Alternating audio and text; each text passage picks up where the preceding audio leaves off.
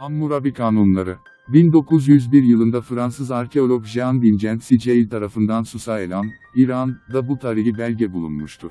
Yaklaşık 2 metrelik silindirik bir taşın üzerine çivi yazısı ile yazılmış olan maddeler, günümüzde Fransa'daki Louvre Müzesi'nde sergileniyor. Hammurabi Kanunlarının yazılı olduğu stel, M.Ö. 1760 yılı civarında Mezopotamya'da ortaya çıkan, tarihin en eski ve en iyi korunmuş yazılı kanunlarından biridir. Yaklaşık 2 metrelik silindirik bir taşın üstüne çivi yazısı ile Akatça dilinde yazılmış olan kanunlar tam 282 maddedir. Ancak bu maddelerin 33'ü şu anda okunamayacak durumdadır. M.Ö. 1792 dolaylarında Babil tahtına oturan Amorit Kral Hammurabi, yalnızca hırslı bir savaşçı değil, aynı zamanda Sümer, Akkad ve hakimiyeti altına aldığı diğer toprakların geleneklerini yücelten zeki bir hükümdardı. Düşmanlarına karşı acımasız olabiliyor, kendisine karşı koyan şehirleri yerle bir edebiliyordu. Ancak, tüm tebası için geçerli bir kanunlar oluşturarak imparatorluğu boyunca birlik ve istikrar sağmayı da ihmal etmiyordu. Yaklaşık 2,5 metre uzunluğundaki bazalt stel üzerinde, Güneş Tanrısı Şamaş tarafında kutsanan Hammurabi'nin oluşturduğu kanunlar ülke dışında işlenen suçlar kadar ülke içindeki çekişmeleri de kontrol altına alıyordu.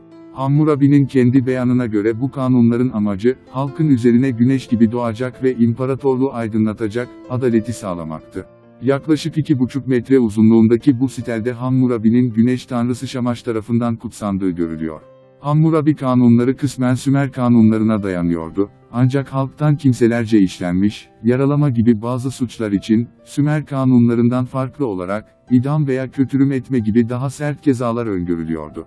Tıpkı antik İsrailliler gibi Amoritler de başkalarına zarar verenler için, göze göz, dişe diş ilkesini uyguluyordu.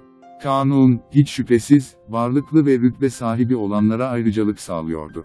Böylesi kimseler halktan birini yaraladığında yalnızca belirli bir miktar ödeyerek aklanabiliyordu.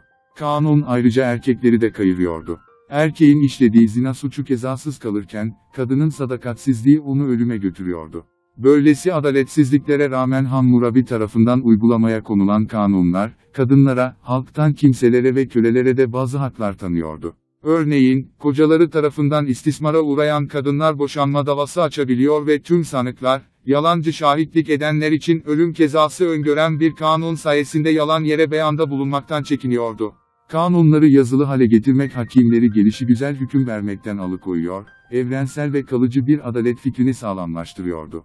Hammurabi kanunları kişinin kendi intikamını kendi almasına izin vermiyordu, yalnızca bu bile sivil toplumun asayişine büyük bir katkı sağlıyordu. Tabii bu durum Hammurabi ve diğer antik hükümdarlar için geçerli değildi. Kral veya imparatorları, ittifak kurduklarında ve ebedi dostluk sözü verdiklerinde bile birbirlerine saldırmaktan alıkoyan kurallar yoktu. Bazı tarihçilere göre Hammurabi kanunları gerçekten uygulanan yasalar değil, Hammurabi'yi adil ve dürüst bir yönetici olarak göstermeye çalışan siyasi propaganda materyallerinden daha fazlası değildi, gerçek hayatta hiç uygulanma imkanı bulamıyorlardı. Nedeni her ne olursa olsun, Hammurabi bu kanunların okunmasını ve uygulanmasını istiyordu. Nitekim metinde aynen şöyle bir ifade yer almaktaydı: her kim bir uzlaşmazlıkla karşı karşıya kalırsa bu kanunları okusun ve adil olanı bulsun. Video umarım faydalı olmuştur.